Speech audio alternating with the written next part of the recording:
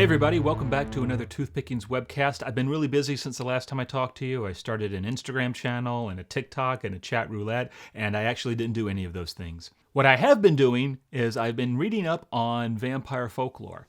Now, way back in the ancient times of, I think it was 2018, I was writing a blog about some vampire folklore practices, and I promised at that time that I was going to write a much more extensive blog about Mercy Brown. I called it the Mercy Brown Shit Show, because it kind of was. I never wrote that blog, and the reason wasn't out of laziness. It was because there's been a fair amount written about Mercy Brown, and I just couldn't find an angle to take that wasn't well trotted on already. Not that I'm afraid of trotting over old territory. I rely on the scholarship of the past to inform anything I write. I'm not really that original of a guy.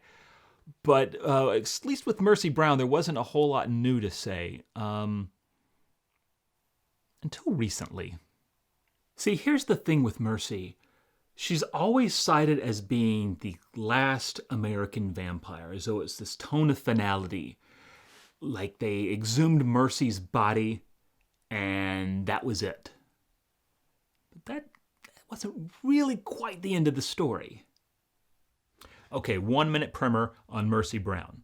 Mercy Brown, teenage girl in Rhode Island, dies of consumption in 1892. She is not buried right away because the ground's too frozen. She's kept in, I don't know, a meat locker, a mausoleum, whatever you want to call it back then. A few months go by. People are still getting sick with this disease, which we don't understand because we don't understand germ theory back then.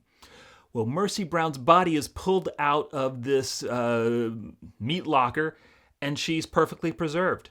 She hasn't decayed at all.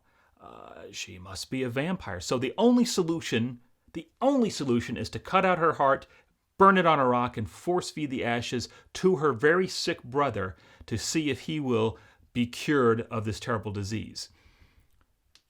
I have 10 seconds left, and so I'll give you the spoiler. He's not cured of this terrible disease. He dies. I guess she wasn't a vampire.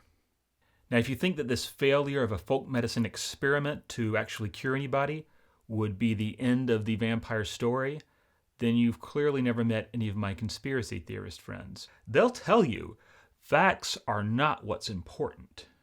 Even though the Mercy Brown case was in 1892 and is often thought of as being the last American vampire, we know that can't possibly be the case because researchers and folklorists have found cases of other exhumations taking place as late as 1900, and again in 1922. And Michael Bell has found a case that took place, and you're not going to believe this, post-World War II, 1949, in the United States. That boggles my mind. That is within living memory of now. Our current president in the White House was alive when a vampire exhumation took place in the United States. Well, what do you do when you want to know more about the American vampire panic and when it actually ended? Well, you go to the guy who knows these things. Not me. I don't know anything. Michael Bell. I kind of gave it away a little bit earlier when I said his name, but, I was on a roll. Michael Bell is going to be the next guest on the Toothpickings webcast. I'm really excited to talk to this guy. He's been one of the reasons I first got interested in this whole field of, we're going to call it vampirology, even though that might be a little bit of a stretch.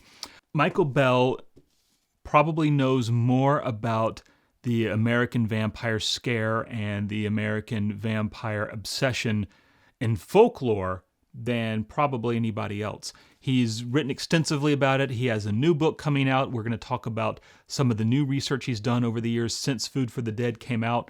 I can't wait to have this conversation with Michael Bell. I hope you join me on the next Toothpickings webcast, which will actually have an interviewee, and it'll be this guy. It's going to be great. Come back.